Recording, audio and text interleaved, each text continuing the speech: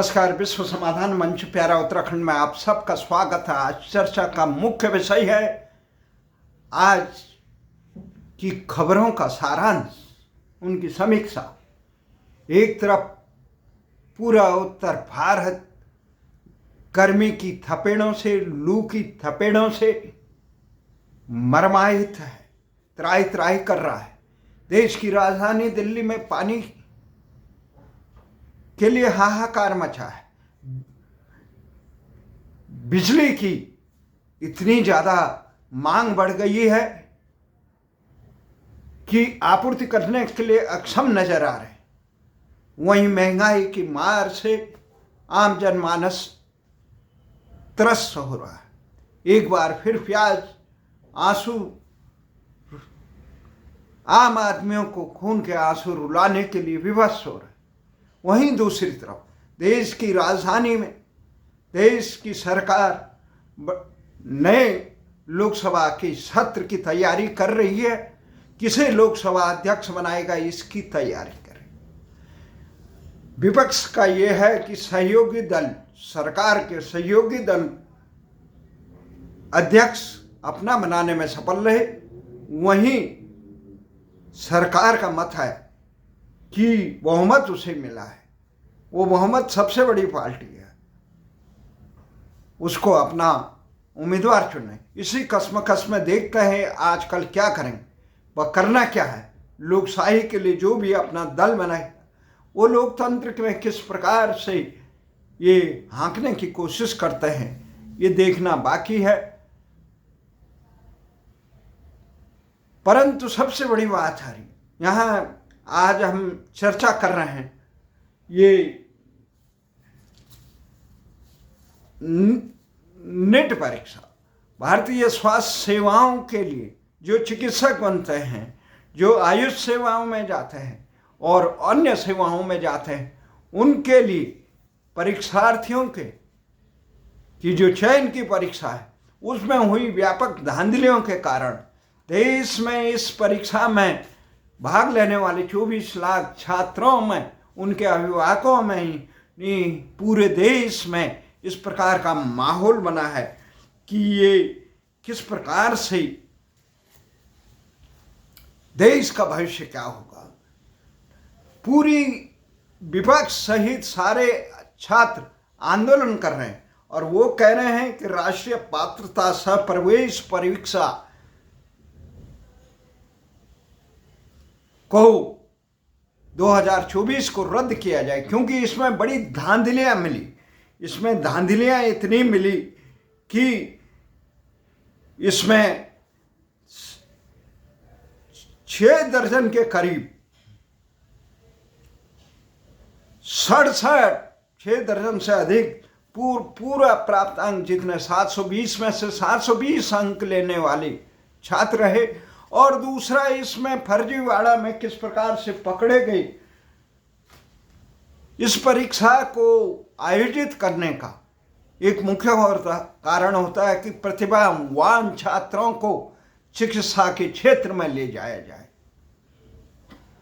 उसमें क्या किया गया, इसमें 23,81,833 परीक्षार्थियों ने इसमें आवेदन किए थे 2024।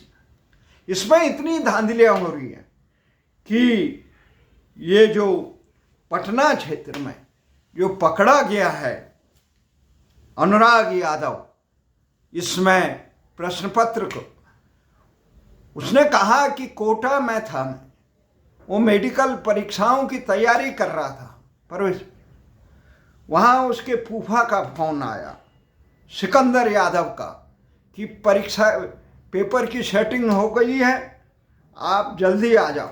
वो वहाँ गए। रात को उनको, उनके अलावा अन्य लोग भी थे, रटवाया गया प्रश्न पत्र, उसके उत्तर भी रटवाया गया। दूसरे दिन जब उसने देखा वही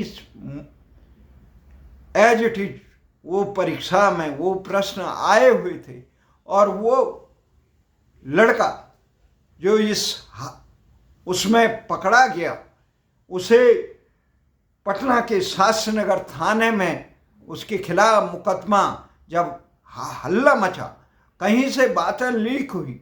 जब ये इस प्रकार का 5 मई को जो परीक्षा हुई थी, उसमें जब ये शोर मचा तो इसकी जो सुखबुगाहट हुई, उसके में जो लोग मुख्य पकड़े गए पटना में, जो गोधरा में अलग है, यहाँ पटना में अलग है, किस प्रकार के कामर हैं। जो दूसरा परीक्षार्थी दे रहा था उसको भगाने का काम किया वहाँ प्राचार्य ने। तो ये तमाम हथकंडे हैं। तो ये केवल यही हथकंडे नहीं है, पटना ही नहीं है, इसमें ये स्थिति है कि ये संस्था है, कल अखिल भारतीय विद्यार्थी परिषद जो भारतीय जनता पार्टी की रीढ़ की हड्डी का छात्र संघ का इकाई है, जो संघ का मुख्य एक छात्र भी है, उसने शिक्षा मंत्री से मांग की, भेंट की, और उन्होंने कहा इसकी सीबीआई की जांच करिए।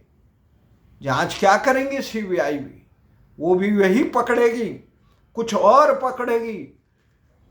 दूसरा, कांग्रेस के खड़गे ने कहा कि ये जब प्रधानमंत्री परीक्षा की चर्चाएं करते हैं तो वो इसके लीक होने की भी चर्चा करें, उन्होंने कटाक्ष किया। वहीं समाजवादी पार्टी के अखिलेश यादव ने कहा ये देश के खिलाफ एक षड्यंत्र है। वहीं कांग्रेस की प्रियंका गांधी ने कहा कि सरकार को तुरंत इस मामले में इस्तीफा दे देना चाहिए। ये तमाम आरोप प्रत्यारोप हैं। सर्वोच्च न्यायालय में इसका फैसला चल रहा है। सर्वोच्च न्यायालय ने कहा है कि ये छात्रों की मेहनत का सवाल है, इस पे हम 1% भी हुई तो हम छोड़ेंगे नहीं, ये व्यवस्था का सवाल है। अब सवाल ये उठता है ये शुचिता से। अभी सरकार ने जो यूजीसी नेट परीक्षा रद्द कर दी इसी आशंका से कि इसमें कुछ उन्हें आशंका रही, आशंका से। और यहाँ जो इतनी गर्मी में जंतर मंतर से पटना से लेकर गोधरा से लेकर किस प्रकार से गुजरात से लेकर उड़ीसा सारे जगह हाहाकार मचा है। लड़कों ने साल भर मेहनत की, परंतु परीक्षाएं जो दायित्व होता है सरकार का, जो संस्था को जिस संस्था को दिया गया है वो उसे सही ढंग से नहीं करा पाई। इसके लिए गुनाहगारों को दंड देना चाहिए। और हालत ये है जो संस्थाएं इसको ये परीक्षा कराती है राष्ट्रीय पात्रता प्रवेश परीक्षा को जो एजेंसी करा रही है, उस एजेंसी एनटीए, उस एजेंसी की स्थिति ये है कि इस परीक्षा का धांधली ये नहीं कि केवल परीक्षा केंद्रों तक ही है, इसकी मंशा को देखिए। जब ये प्रवेश परीक्षाएं का इस आवेदन का अंतिम तिथि थी 16 मार्च को, उसके 24 दिन बाद यकायक या किस कारण से आज तक कभी नहीं बढ़ा इस प्रकार से 9-10 अप्रैल को 24 घंटे के लिए ये एक दिन का पंजीकरण खोल दिया गया विंडो। और इस खोलने में वो आंकड़े नहीं बता रहे थे। आंकड़े जब पता चले तो ये 24,246 छात्रों ने आवेदन की। और जब इनसे पूछा दैनिक भास्कर ने कि इनमें से कितने पास हुए, तो वो आंकड़े भी बताने के लिए तैयार नहीं। अपने ये तमाम ये चीज है, शिक्षा मंत्री से लेकर ये तमाम चीज, सर्वोच्च न्यायालय भी इसमें काफी, परंतु जिस प्रकार से ये देखा जा रहा है कि इसकी मूल समस्या केवल परीक्षा तक नहीं है, यहाँ नियत इस पूरी व्यवस्था का, शिक्षा व्यवस्था जो है, ये देश की जो व्यवस्था है उसमें भ्रष्टाचार का इतना बड़ा बोलबाला है कि कोई भी परीक्षाएं ठीक ढंग से नहीं हो रही, क्योंकि लोगों को एकाएक राष्ट्र की सेवा नहीं, कहीं मानवता की सेवा नहीं करनी है, करोड़ों जो करोड़ों हैं उन्हें अरबों कमाने का है, जिनके पास अरब है वो खरबों कमाने का है, और जिसके अकूत संपत्ति वो और कमाने। ऐसी हवस पैदा हो गई जिससे देश की व्यवस्थाएं जर्जर। इसका मूल कारण है यहाँ इस देश में जो शिक्षा व्यवस्था है विदेशी आक्रांताओं द्वारा रखा है, जो इंग्लिश एजुकेशन एक्ट है, जो केवल अपने लिए सोचता है, दूसरे समाज और देश और मानवता नैतिक मूल्यों का बिल्कुल ह्रास है। वो व्यवस्थाएं जब भारतीय शिक्षा व्यवस्था लॉर्ड मैकाले ने बिल्कुल यहाँ पे इंग्लिश एजुकेशन एक्ट रख के इस देश की पूरी व्यवस्थाएं, और ये क्रीम जो है वो इंग्लिश एजुकेशन एक्ट से निकलती है। आज भी शिक्षा रोजगार केवल उनको है जो अंग्रेजा, जो भारतीय भाषाओं में केवल उसका रूपांतर हो जाता है, परंतु जो मुख्य है वो जो भारतीय सर्वोच्च न्यायालय में भारतीय भाषाओं में शिक्षा नहीं दी जा सकती। भारतीय भाषाओं में गुहार नहीं लगाई जिसने। फरियादी की भाषा क्या है, न्यायाधीश क्या बोल रहा है, वकील क्या तर्क कर रहा है, ये एक दूसरे को मालूम। जिसका फैसला हो रहा है, जिसको दंड मिलना है, जिसकी फरियाद है, उनको मालूम नहीं कि क्या बोल रहे हैं न्यायाधीश और वकील उसके पक्ष में। उसको फैसला सुनाया जाता है। आखिर क्या मजबूरी है देश में इस प्रकार से कि असमानताएं हैं। ये शिक्षा व्यवस्थाएं पूरे देश के में शिक्षक, ये एमबीबीएस के जो छात्र हैं, ये पूरा तंत्र है, वो ग्रामीण क्षेत्रों में, दूरस्थ क्षेत्रों में जाना नहीं चाहता है। उसके लिए जवाबदेही कौन है? सरकार देने के लिए तैयार है। इस प्रकार की योजनाएं बनाए, सबको स्वास्थ्य निःशुल्क नहीं किया गया, केवल जिनके पास कार्ड हो, और कार्ड केवल अपने उसको, जिनके पास भारत के आधार कार्ड हो उनको निःशुल्क चिकित्सा मिलनी चाहिए। और ये व्यापार ऐसे फैला दिया है, कई करोड़ों रुपए खर्च करके लोग एमबीबीएस कर रहे हैं, और वो कहाँ जाएंगे? ग्रामीण क्षेत्रों में जाएंगे? नहीं जाएंगे। वो लाखों रुपये देके पुलिस में भर्ती हो रहे हैं, वो किस लिए करेंगे? वो घूस खाएंगे, कहाँ से लाएंगे उसके पैसे? ये पूरा तंत्र है लूट खसोट के लिए, देश को लूटने के लिए, जो अंग्रेजों ने बनाया है उसी विधा पे इस देश में बना है।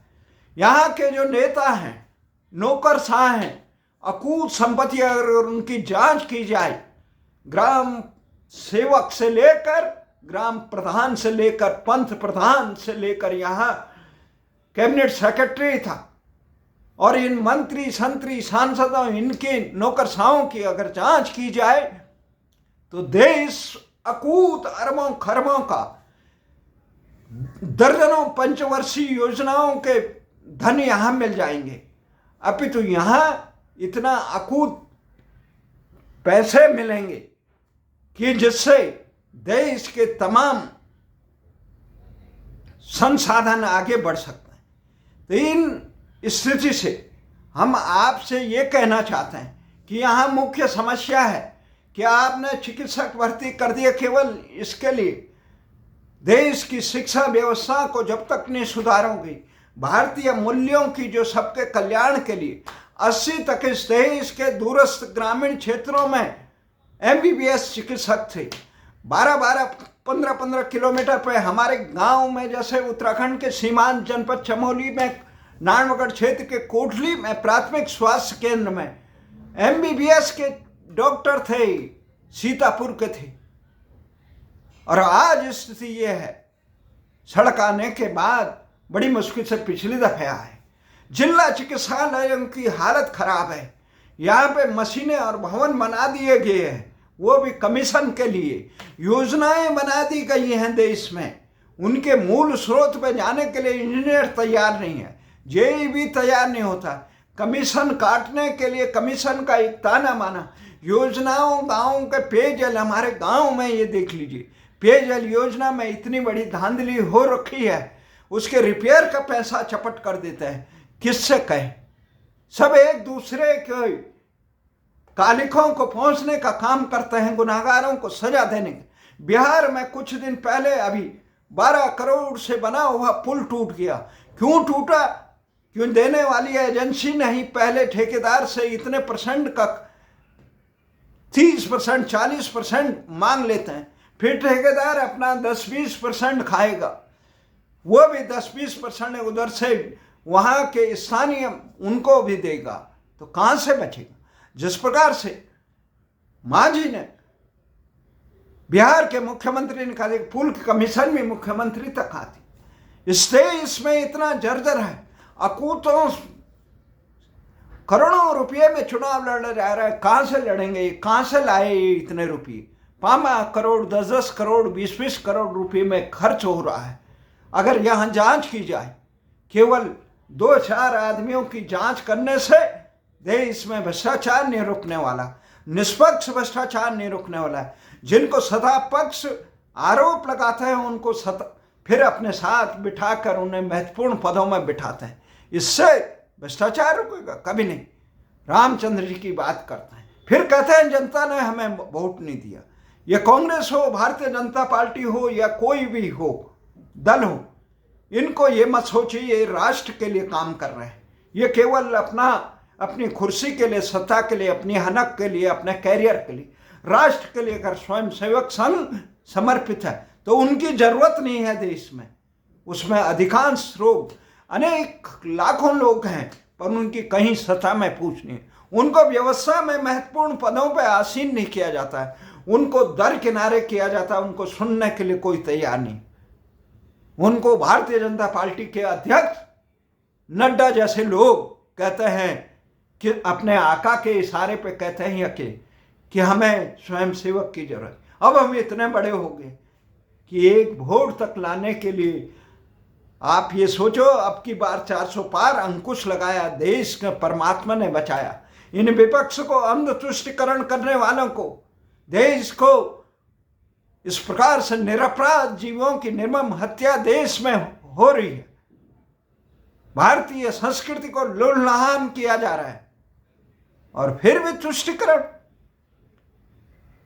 देश कितने बड़े खतरों से जूझ रहा है, उनको बचाने के लिए किसको नहीं है। किस प्रकार से आंध्र प्रदेश में चंद्रबाबू नायडू ने कह रखा है, आखिर चुनाव आयोग से लेकर सर्वोच्च न्यायालय क्या, ये सीधा घूस है। कांग्रेस के पर तो बहुत, कांग्रेस ने भी कहा गारंटी, सत्ता में आए नहीं, गारंटी कहां से हो।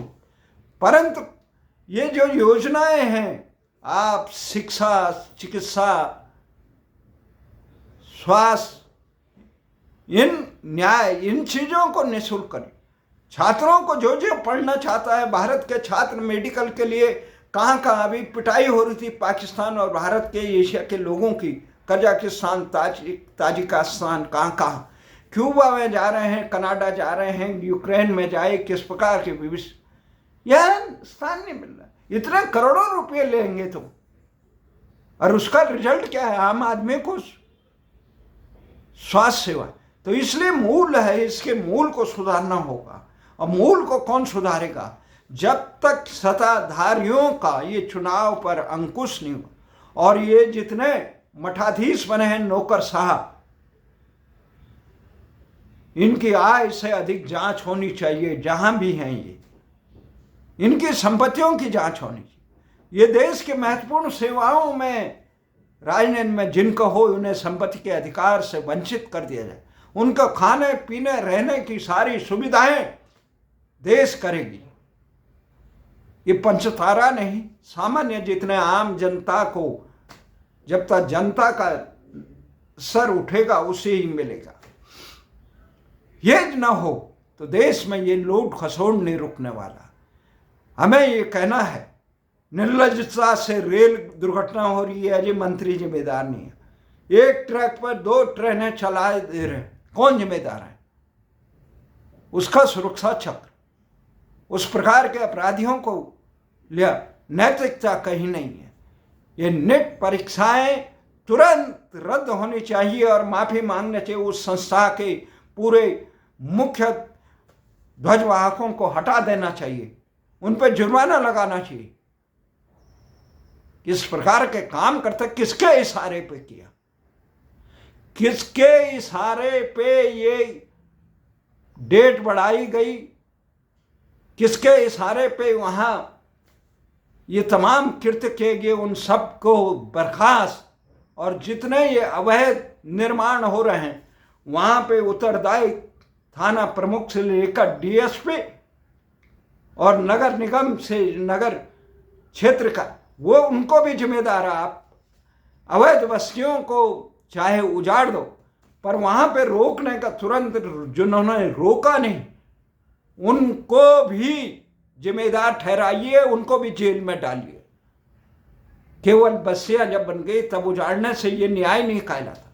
उन लोगों को भी, गुनाहगारों को, जिनके राजकाज में ये हो रहा है, थाना से लेकर स्थानीय नगर प्रशासन इसको वसूली करता है, उनको कैसे छोड़ा जाएगा, उन पर दंडित करिए। इसी आशा और विश्वास के साथ कि न्याय, इस देश में न्याय व्यवस्था तब तक नहीं सुधर सकती है जब तक जवाबदेही नहीं हो, और जब न्यायाधीश ही एक परिवार से, चंद परिवार 300-400 परिवारों से बनाए जाएंगे, कहां से सुधरे। नेताओं को चुनाव में जब तक हर किसी को चुनाव में जवाबदेही नहीं होगी, ये तब तक उनका खर्चीला चुनाव रोका जाएगा, अंकुश लगाए जाए, तब तक की जवाबदेही नहीं। इसी आशा और विश्वास के साथ उत्तरदायी समाज, सरकार तुरंत ये नेट परीक्षाएं बर्खास्त करे और जिम्मेदारों को सजा दे। जय हिंद।